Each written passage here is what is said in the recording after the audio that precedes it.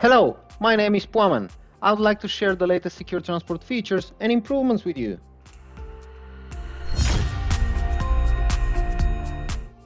This secure transport update does not impact current configurations.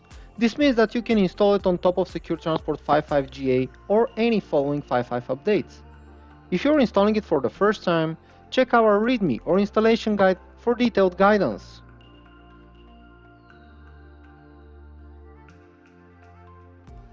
We have increased secure transport security by removing a cross-site scripting vulnerability in the audit walk, improving the access to ad hoc packages, and updating several third-party libraries. For a complete list of third-party libraries in Secure Transport and their current version, please refer to the third-party software and licenses document.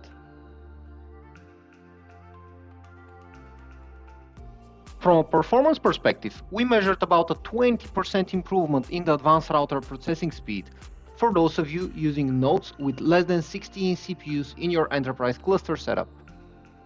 We also improved the standard cluster speeds. After library updates and parameter tuning, we measured uploads, downloads, and advanced routing and found that these were 5% faster.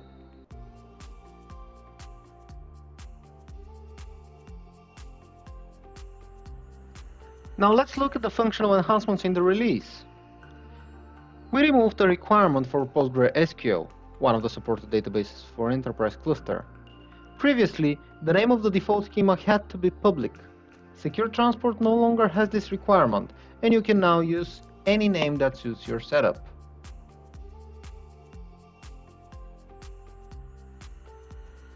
And finally, the June release of Secure Transport supports adding a theme to the SD-Web client. A built-in theme editor for SD-Web client allows you to select colors for different UI components. It has never been so easy. You can customize it with a couple of clicks, import the configuration you just created, and even back it up for use in the future or on another SD server.